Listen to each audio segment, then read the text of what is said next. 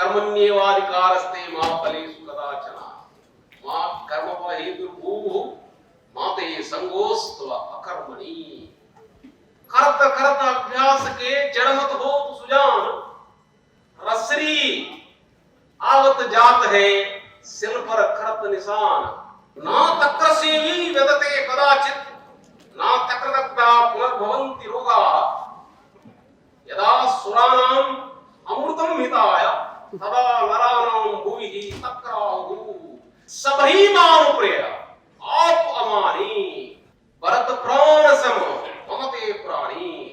सभी सम्मानित अतिथिगण और इसमें अधिकांश जो है प्यारे बच्चे हैं।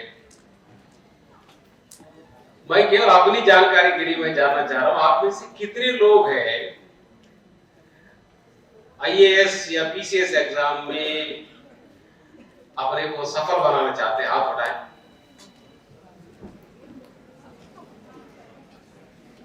काफी लोग जो है आईएएस पीसीएस जो कॉम्पिटिटिव एग्जाम है और सरकारी शासकीय सेवा में आके अभी जो बातें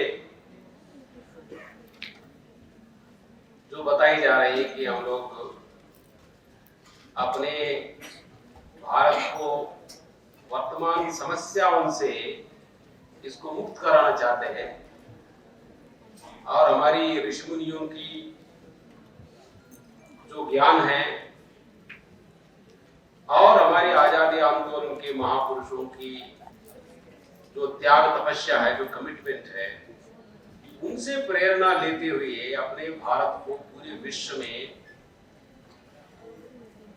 विश्व गुरु जो बोला है कि सारे विश्व को मार्गदर्शन देने वाली एक सक्षम समर्थ भारत बनाना है। ये बहुत बड़े उद्देश्य को लेके बहुत बड़े मेजर प्रोग्राम्स लॉन्च किए गए। अभी उसके बारे में आपको बड़ा बढ़िया पहले दिन है ये, उनकी गाजियाबाद जिले से अभ्युदय स्कीम का लॉन्चिंग मान लें कि आज ही से शुरू हो रहा है।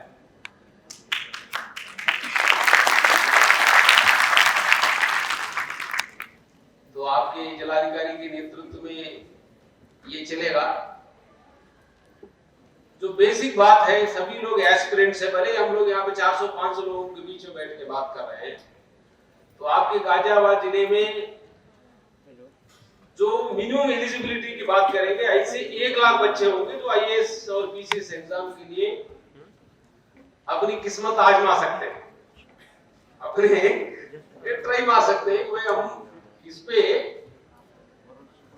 हमारे पास कितनी कॉम्पिटेंस है, कितनी क्षमता है, उसकी टेस्ट कर सकते हैं। अपनी बलाबल की परीक्षा हो सकती है।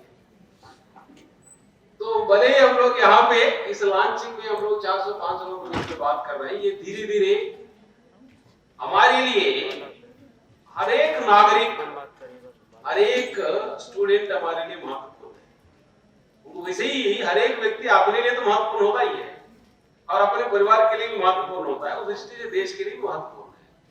तो हम चाहते हैं कि हर एक व्यक्ति के सभी आईएएस पीसीएस बनेंगे नहीं बनेंगे वो बात नहीं है, लेकिन यदि ये नहीं बन पाएंगे कोई दूसरे सर्विसेज में भी चले जाएंगे या दूसरे काम करेंगे, ये वॉलंटियर एजेंसी में काम करेंगे, ये राजनेता बनेंगे, व्यापार करेंगे या शिक्षक बने, कोई भी काम है, हर एक काम महत्वपूर्ण है, ये भी समझना बहुत जरूरी है।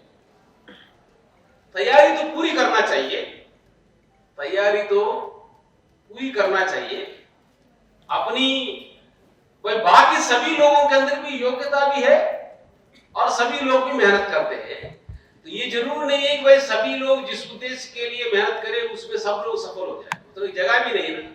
सपोज मान लें कि आईएएस में 100 लोगों के लिए है या सारी सर्विसेज को लाके 1000 लोगों का पूरी इंडिया में, ये पीसीएस के लिए यदि एग्जीक्यूटिव की बात किया जाए तो प्रतिवर्ष 40-50 लोगों के लिए जगह है पूरे उत्तर प्रदेश का। तो ये जरूरी नहीं है कि सभी लोग सेलेक्ट हो जाएंगे, ऐसा सोचेंगे तो लोग डिप्रेशन के शिकार हो जाएंगे, ये भी जानना बहुत जरूरी है। तो जगह कितनी है, तो लेकिन तैयारी करने में, इसके लिए प्रयास करने में कोई बुराई ही नहीं, ये नहीं आएगा तो वो दूसरे काम करेंगे और हर काम महत्वपूर्ण है। ये बहुत बड़ा, इसलिए कर्मयोगी माननीय प्रधानमंत्री जी ने जो कर्मयोगी अभियान की जो प्रारंभ किया है, ये बहुत व्यापक और बहुत दूरदृष्टि के साथ ये प्रारंभ हुआ है।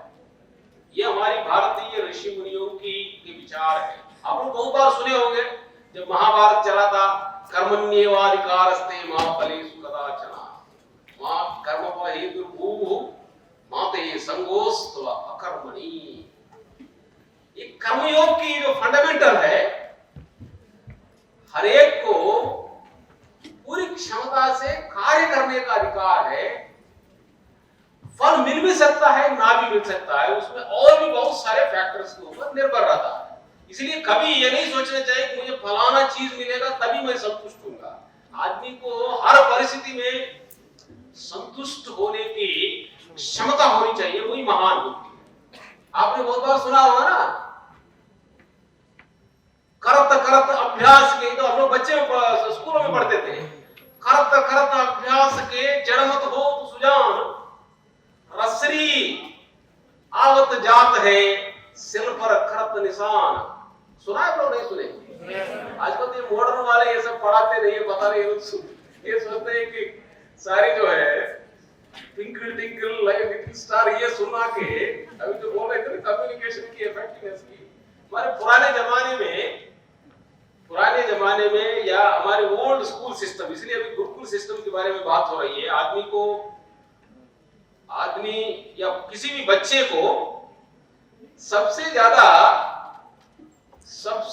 मेंटली मैच्योर बनाना है, बहुत ही बैलेंस्ड बनाना है, बहुत रिस्पॉन्सिबल बनाना है।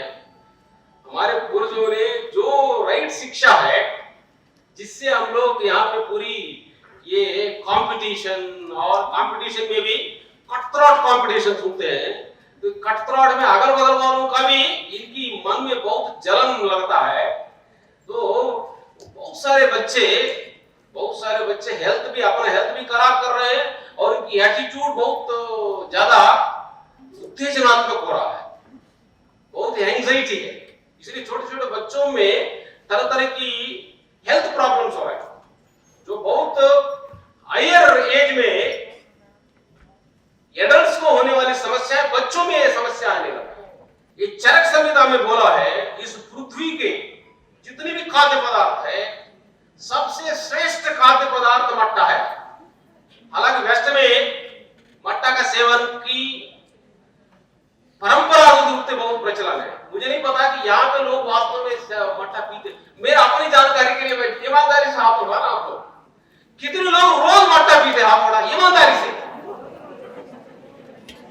चलो 15-20% लोग हैं। मट्टा की महिमा का चरक संहिता के एक श्लोक सुना था। चरक संहिता कहती है, ना तक्रसेवी वेदते कदाचित ना तक्रदग्धा पुनर्भवन्ति रोगा, यदा सुराणाम अमृतम हिताय तदा नराणाम भुवि तक्राहु। चरक संहिता बोलती है, जो व्यक्ति शक्कर का सेवन करेगा, मट्ठे का सेवन करेगा, वो शायद ही बीमार पड़ेगा। जो मट्ठा का सेवन करेगा रेगुलरली, वो शायद ही बीमार पड़ेगा। और मट्ठा पीने से जो बीमारियां दूर होती है, वो शायद ही लौट के फिर आए। स्वर्गलोक में देवताओं के लिए अमृत जितना हितकर है, इस पृथ्वी लोक वासियों के लिए मट्टा उतना हितकर है।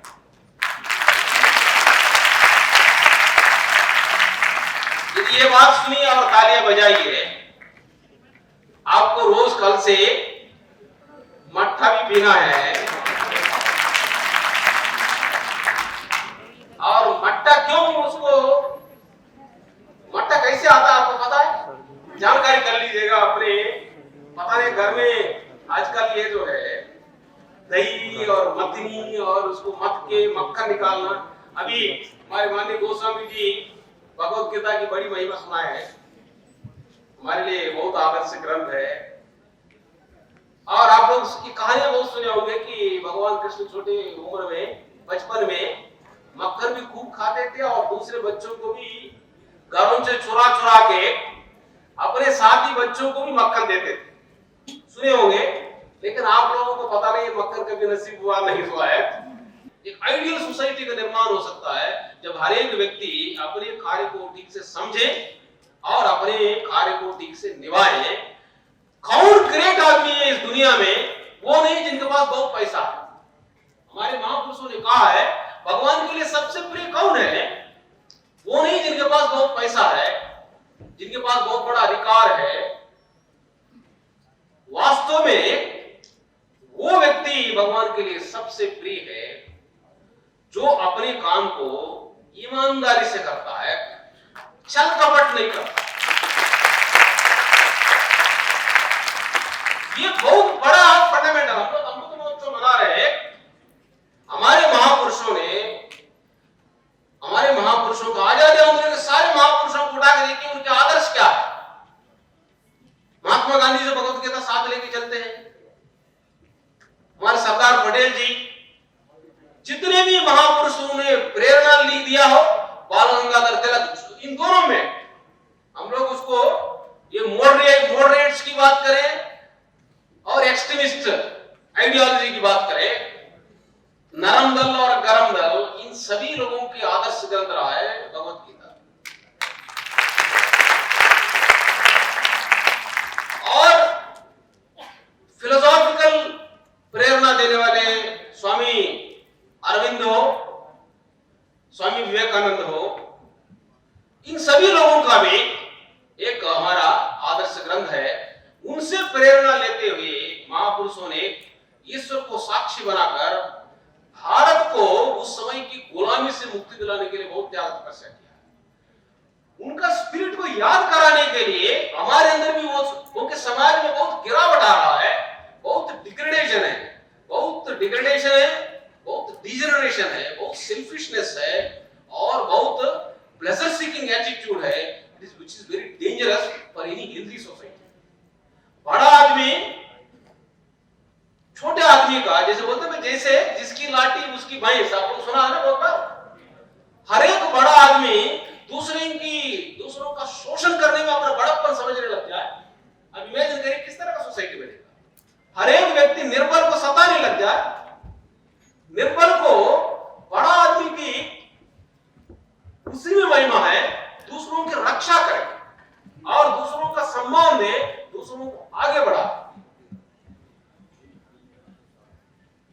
ये भगवान राम ने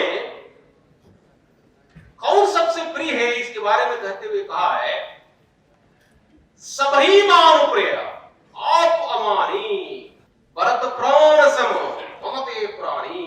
स्वयं अपनी सम्मान की फिक्र नहीं करता लेकिन दूसरों को सम्मान देने के लिए फिक्रमंद रहता है, वो व्यक्ति भगवान के लिए प्रिय है। और भगवान की भक्ति अपनी बात, क्योंकि ये बहुत भले सिंपल शब्दों में बोले, इसकी बहुत बड़ा गहरा मीनिंग है। जब ये मीनिंग समझेगा तो आपका मन संतुष्ट होगा, संघर्ष भी करेगा और संतुष्ट भी होगा, दोनों जरूरी है।